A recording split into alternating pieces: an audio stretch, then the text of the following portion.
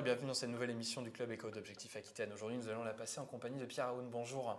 Bonjour. Vous êtes le directeur général adjoint du groupe LP Promotion, groupe basé à Toulouse, mais néanmoins très actif à Bordeaux et en Aquitaine.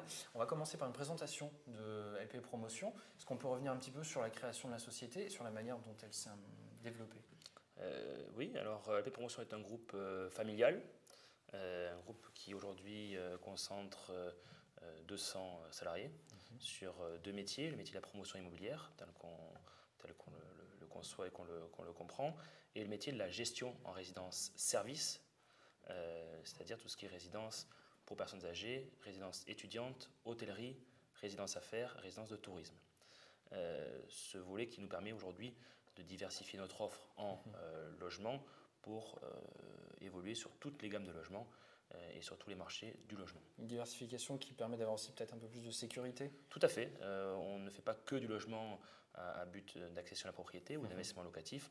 On le fait aussi effectivement pour des marchés niches tels que le marché étudiant, le marché senior, et puis dans des régions peut-être un petit peu différentes, sur des résidences de tourisme, sur l'hôtellerie et sur des résidences affaires. D'accord. Alors, est-ce qu'on peut parler un petit peu du périmètre sur lequel vous intervenez? Donc Toulouse et l'agglo, j'imagine, Bordeaux et l'agglo, Paris, pas que?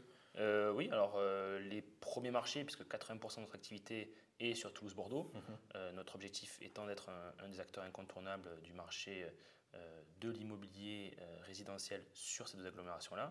Mais pas que, vous avez raison, puisqu'on produit aussi du logement en banlieue parisienne, surtout sur de la résidence étudiante en banlieue parisienne. Et on fait des opérations, effectivement, alors encore une fois, sur un autre marché, qui est celui de l'ultraluxe, sur la Côte d'Azur.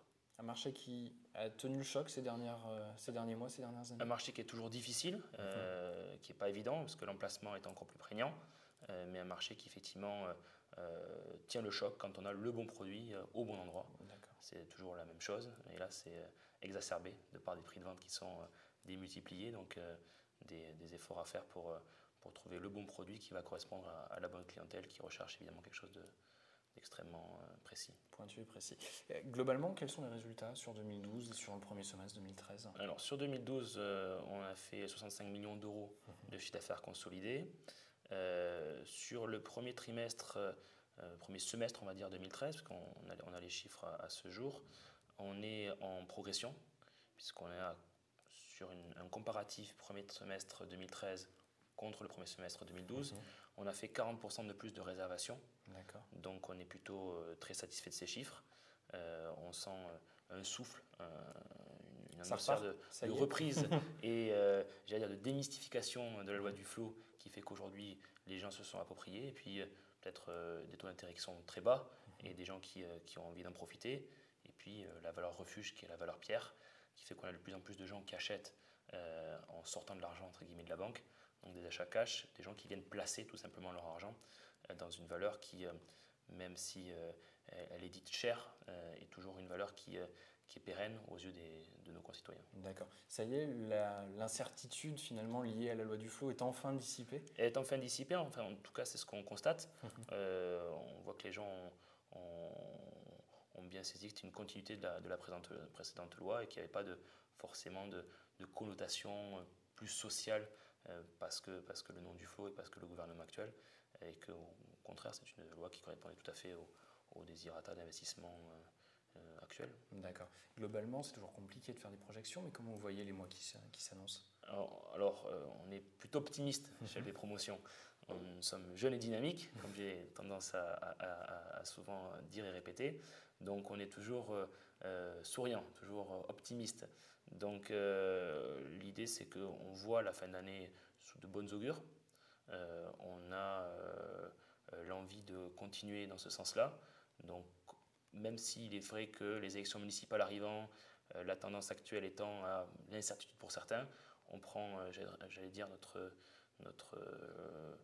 métier d'une certaine manière et la diversification qu'on a engendrée fait qu'aujourd'hui on a peu de produits qui se cannibalisent et des produits qui sont complémentaires aussi bien sous l'investissement que sur l'accession, des marchés différents, des prix différents. Donc j'allais dire, même si on fait, et l'objectif étant de faire 700 logements d'ici 2 ans, nous en avons livré 500 l'année dernière, même si l'objectif est de faire 700 logements, ce n'est pas 700 fois la même chose. C'est plutôt 10 fois 70 produits équivalents. Donc c'est vrai que cette diversité, C'est ce qui amène aujourd'hui de la pérennité dans notre business model et c'est ce qui nous permet aujourd'hui de voir, alors la vie en rose c'est peut-être un petit peu exagéré, mais en tout cas de voir les choses de manière plus optimiste. D'accord. Aujourd'hui, nous embauchons. Alors, bon, combien de personnes et quel type de profil? Donc, nous embauchons des commerciaux, des vendeurs internes, pour répondre à la demande d'accession à la propriété. Nous embauchons des développeurs fonciers, puisque l'idée est de faire progresser le chiffre de l'entreprise et d'atteindre les 100 millions d'euros de chiffre d'affaires consolidé d'ici 2 ans. Donc, on a besoin de matières premières, donc de foncier. Et puis, évidemment, quand on fait tout ça, on lance quand même des chantiers, qui est notre métier premier, donc des responsables de programme. Donc, c'est vrai qu'on a des embauches sur à peu près tous les corps d'état de notre profession. Alors, compte tenu de la diversité de vos produits, le choix va peut-être être compliqué à faire, mais si vous deviez sortir 1 ou 2 programmes qui sont particulièrement représentatifs de ce que vous savez faire, lesquels alors, mettriez-vous en avant? je vais prendre 2 programmes que nous avons actuellement sur le salon immobilier, sur les allées de Tourny. Alors, le programme, nous avons un programme à Florac, dans la ZAC des Quais, un programme qui jouit d'une TVA à 7%, un programme d'une taille somme toute raisonnable, une quarantaine de logements, que des logements traversants, des logements qui donnent sur le parc qui a été créé pour la ZAC, un petit programme de 2 étages, un programme qui s'intègre complètement, je pense, dans les désirata de l'accession à la propriété des ménages actuels, avec une TVA plus basse qui nous permet d'avoir des prix cohérents à l'endettement possible et potentiel de cette clientèle. Et puis un autre programme, plus tourné vers les investisseurs, qui est un programme que nous avons en ZAC, ZAC des Aken, à Lormont, où nous faisons une résidence étudiante d'une centaine de logements, puisque nous sommes donc gestionnaires de ce type de résidence. Donc nous vendons en loueur meublé non professionnel.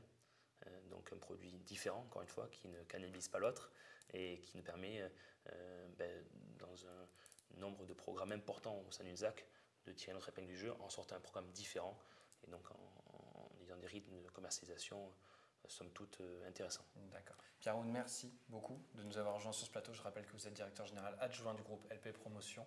Merci à vous d'avoir suivi cette émission. Rendez-vous demain pour une nouvelle émission du Club.